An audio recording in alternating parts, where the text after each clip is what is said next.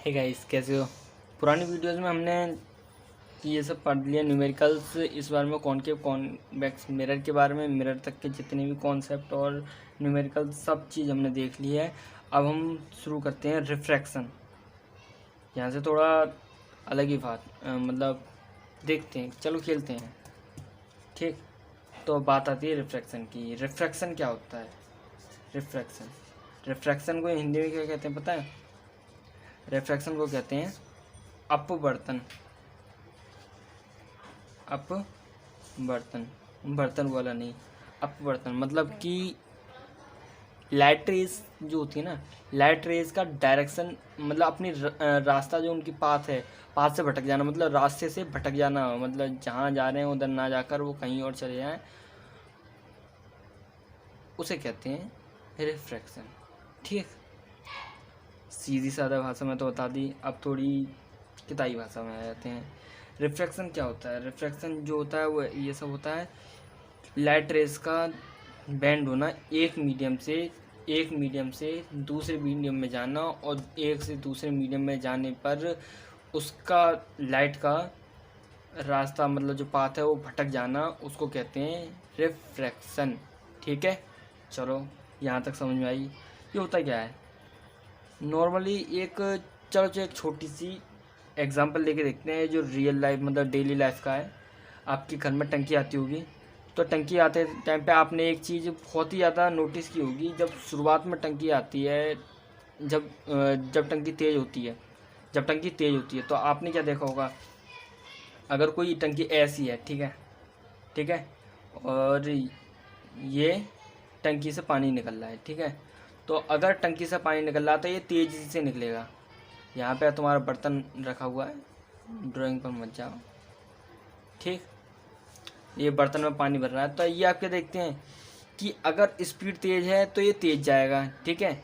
और अगर एक केस में क्या हो रहा है कि अगर स्पीड मान के चलिए कि स्पीड मतलब जो लास्ट टाइम पे जाने वाली है टंकी, तो आप क्या देखते हैं कि स्पीड अगर कम हो जाती है तो आपको बर्तन थोड़ा खिसका के इधर रखना पड़ेगा, और आपकी जो बर्तन जब भरेगा तो वो धीरे धीरे जाके भरेगा।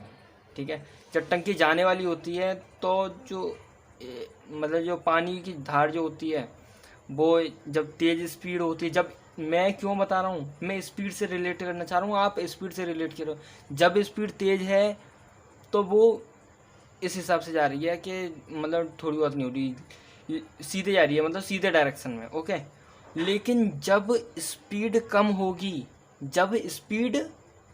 होगी तब वो बेंड ज़्यादा होगी, मतलब मुड़ेगी ज़्यादा। जो कि सीधी सीधी जाती थी, थोड़ी बहुत मुड़ रही थी, जब टंकी चलेगी तो ज़्यादा मुड़ जाती है। ठीक है, यहाँ तक तो मैटर समझ में आया कि ये तो एग्जाम्पल था रियल लाइफ डेली लाइफ का। अब नॉर्मल ये होता है कि जो लाइट रेज जो होती है जब एक मीडियम से दूसरे मीडियम में जाती है तो रिफ्लेक्ट करती है। कैसे करती है बताता हूँ। जैसे मान के चलिए ये है एयर, ठीक है, और मैं इसमें ले लेता हूँ ग्लास। तो ग्लास के लिए एक्सपेरिमेंट कराते हैं ग्लास लैब का, क्योंकि ये आपको बताने के लिए कि ये ग्लास है तो मीडियम दूसरा है। ग्लास मतलब शीशा, ठीक है, GLAS, ये ट्रांसपेरेंट ग्लास है। एक लाइट रेज मान के चलिए, एक लाइट रेज ही आई, ठीक है, लाइट रेज आई, ठीक है, ये लाइट रेज आई और ये नॉर्मल है। इसको कहाँ जाना था? इसको ये सीधे जाना था, लेकिन ये सीधे ना जाकर क्या करती है, ये लाइट रेज जो होती है ना, ये बेंड हो जाती है। कैसे बेंड हो जाती है? ये नॉर्मल है, ठीक है, इससे कोई छेड़खानी नहीं होगी। ये लाइट रेज जो सीधे जानी चाहिए थी वो बेंड हो गई, मतलब ये जो एंगल आई था और ये एंगल आर बन जाता है। रिफ्रैक्शन के केस में आपको पहले थोड़ी बहुत बात क्लियर कर दूँ। ये ग्लास स्लैब है, तो ये जो है ये जो है प्लेन माना जाता है, ठीक है। ये जो बीच की लाइन जो मैंने परपेंडिकुलर खींचा है इसको कहते हैं नॉर्मल। इसको क्या कहते हैं? नॉर्मल, ठीक है। जो लाइट रेज आ रही है उसे कहते हैं इंसिडेंट रे,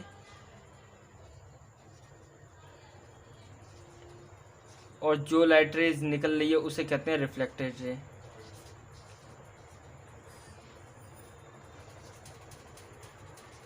ठीक है, थोड़ा अच्छी तरीके से समझाने के लिए मैं अगले पेज पे डायग्राम बनाऊंगा। ओके, हाँ, तो फंडा में थोड़ा बड़ा बड़ा, ठीक है।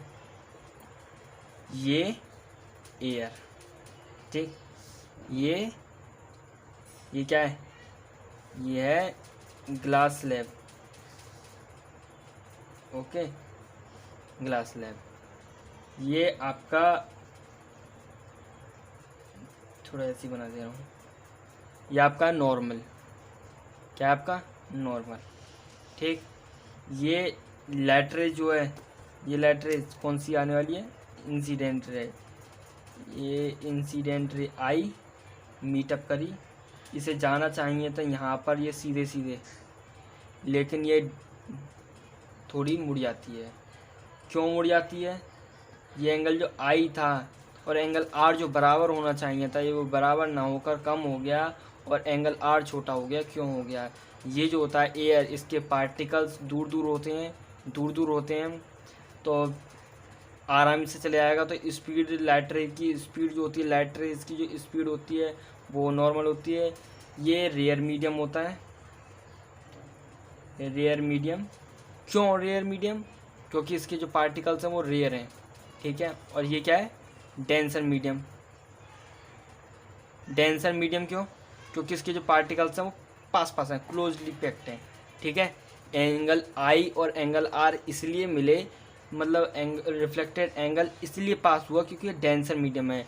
और एक वजह ये है कि जो इंसिडेंट रे जो आ रही है और जो रिफ्लेक्टेड रे जा रही है, इसमें एक अंतर है, पता है क्या, जो लाइट रेज है वो रेयर मीडियम में अच्छी तरीके से ट्रैवल करेगी, मतलब आराम से जाएगी। लेकिन जब बात आ जाएगी रिफ्लेक्टेड एंगल जाने के लिए, डेंसर मीडियम में जाने के लिए, तो वो आ जाएगी, क्योंकि क्लोजली पैक्ड है, लाइट रेज आसानी से नहीं जा पाएगी, इसलिए वो मुड़ जाती है। ये फिनोमेना जो होता है ना, ये होता है रिफ्लेक्शन। मैंने ये बता दिया प्लेन में। अब आपको थोड़ा बहुत समझाने के लिए फिनोमेना एक दो तीन कॉन्सेप्ट बताता हूँ। अगर एयर टू डेंसर मीडियम में जाना है, अपने मन में हमेशा बात सोचो, जब मैं बताने की चाहूँ तो समझना, रेयर मीडियम में खुलेगी और डेंसर मीडियम में वो लाइट रे जा नहीं पाएगी, वो क्लोजली पैक्ड आ जाएगी, तो वो यहाँ जाएगी। एयर में जब लाइट ट्रेवल करती है तो उसकी स्पीड क्या होती है, 3 × 10⁸ मीटर पर सेकेंड, ठीक है।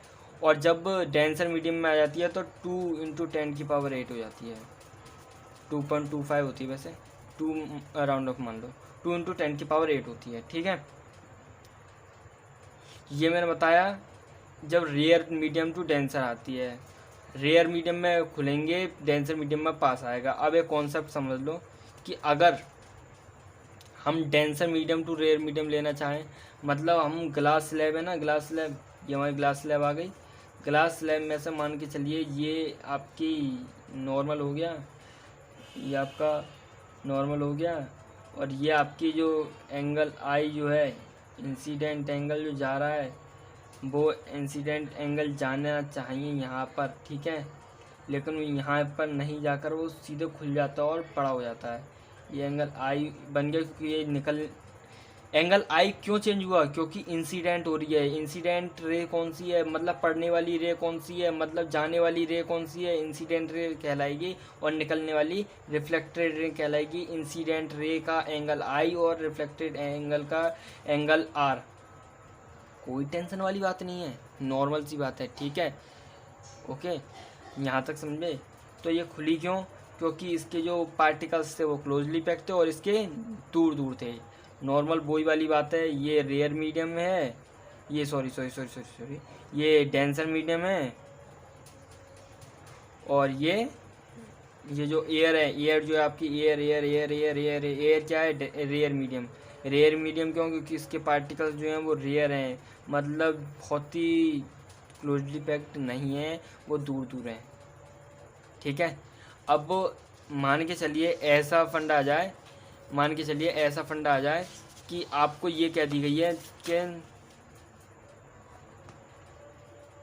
आपको क्या कह दी गई है कि आपको इस तरीके से शो करना है। पहले मतलब नॉर्मली समझाने के लिए मैं आपको बताता हूँ, ठीक है। ये ग्लास स्लैब है, ठीक है, क्या है आपकी ग्लास स्लैब। ये एयर, ये आपका ग्लास स्लैब, और ये आपका, ये एयर है आपकी, ये एयर है और ये फिर एयर। मैं इस वाले मेथड में, इस केस में मैं आपको क्या बताऊंगा, पहले एयर में जाएगी, फिर ग्लास स्लैब में, उसके बाद में फिर एयर में। कैसे जाएगी वो ही बताना है, ठीक। ये नॉर्मल, ठीक है। ये इंसिडेंट रे जो पढ़नी थी, इंसिडेंट रे पढ़ी, रेयर मीडियम में खुली हुई है, लेकिन जब डेंसर मीडियम में आएगी तो आप बहुत समझदार हैं, आप मेरे को खुद बताएंगे कि ये चिपक जाएगी, ठीक है। ये जानी ऐसे चाहिए थी, लेकिन थोड़ा पास में आ गई और एंगल आर थोड़ा चिपक गया है, ठीक है। अब जब ये जा रही है तो ये नॉर्मल इस ये जब जा रही है तो इस डायरेक्शन में जा रही है, ठीक है। तो ये सीधे जानी चाहिए, ये आपका नॉर्मल आ गया, ठीक है। ये आपका एंगल आई है, थोड़ा समझ नहीं आएगा लेकिन समझना, ये एंगल आई है, ये खुल के यहाँ जानी चाहिए थी, लेकिन ये यहाँ ना जाकर इसी से उठाता हूँ, ये थोड़ी खुल गई और ये एंगल आर थोड़ा आपका बड़ा हो गया। क्यों हो गया? अरे फंडा वही है भाई, एयर में क्या था, दूर दूर पार्टिकल, ग्लास स्लैब में क्या है, पास पास पार्टिकल, तो लाइट रेज पास पास आ गई और इसमें फिर खुल गई। फंडा समझा दिया मैंने आपको, ओके। अब आपको केसेस में समझाता हूँ।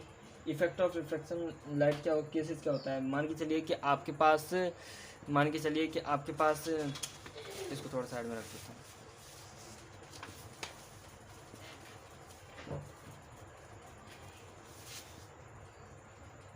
मान के चलिए आपके पास एक गिलास है, ठीक है।